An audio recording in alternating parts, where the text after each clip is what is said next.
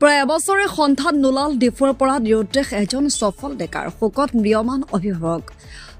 প্ৰায় এবছৰ ধৰি সন্তান নোলাল ডিফুৰ অমলাপতিৰ পৰা নিৰুদ্দেশ এজন সফল ডেকাৰ বৃহস্পতিবাৰে দিনৰ প্ৰায় 12 মান বজাত সাংবাদিকৰ এই কথা প্ৰকাশ কৰে নিউৰিষ্ট যুৱকজনৰ পিতৃয়ে যুৱকজনৰ নাম দেলন নুনিছা বয়স 24 বছৰ পিতৃ মাতৃক্ৰমে বৈজেন নুনিছা আৰু পাৰ্বতী দাউলগোপ নুনিছা ঠিকনা আমলাপতি ডিফু কাৰ্বি আংলং নিউৰিষ্ট যুৱক জনক চাৰিওফালে বিচাৰি হাবাথুৰি খাইছে যুৱকজনৰ অসহায় পিতৃ মাতৃ তথা পৰিয়ালৰ লোকে এই সন্ত্ৰাসত তৎক্ষণাত আৰক্ষীক অৱগত কৰিও কোনো সংসূত্ৰ উলিয়াব নোৱাৰিলে নিউৰিষ্ট যুৱকজনৰ পিতৃয়ে সাংবাদিকক জানিবলৈ দিয়া অনুসৰি 2024 চনৰ ছেপ্টেম্বৰ মাহৰ 25 তাৰিখে পুৱতি নিশা ঘৰৰ কাকো নজনোৱাকৈ ওলাই গৈছিল যুৱকজন তেতিয়াৰ পৰাই পৰিয়ালৰ সৈতে কোনো সংযোগ হোৱা নাই যুৱকজনৰ কোনো সনাহয় ব্যক্তিয়ে যুৱকজনৰ সন্ধান পালে 7086246064 আৰু 8453317585 নম্বৰত যোগাযোগ কৰিবলৈ কাতৰ অনুৰোধ জনাইছে মোৰ নাম হ'ল শ্ৰী বৈজেন নুনিছা ডিফু আমলাপতি ৱাৰ্ড নম্বৰ 7 মোৰ পত্নীৰ নাম হ'ল শ্ৰীমতী পাৰ্বতী নুনিছা মোৰ ল'ৰাটো যোৱা বছৰ 2024 25 ছেপ্টেম্বৰৰ পৰা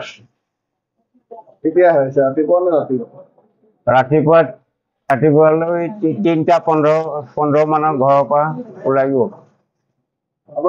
একো নাই একো যোগাযোগ নাই বহুতখিনি জেগা বিচাৰিলো পোৱা হোৱা নাই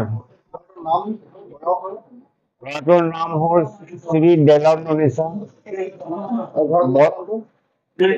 ঘৰত মাতাৰ নামটো হ'ল দেহিত নুনিছা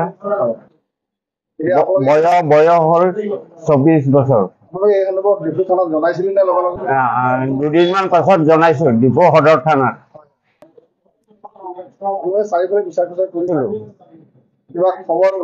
একো খবৰ খাতি একো পোৱা নাই এতিয়া আপোনালোকে ৰাইজক কি অনুৰোধ জনাও যে ৰাইজক মানে এই মই ঠিকনা দি এই ফোন নম্বৰত ফোনত পালে জনাই দিলে ভাল বুলি ৰাইজক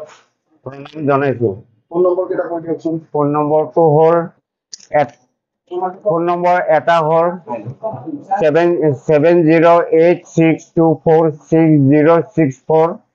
এটা হ'ল 8453317585 এই নম্বৰত কাইণ্ডলি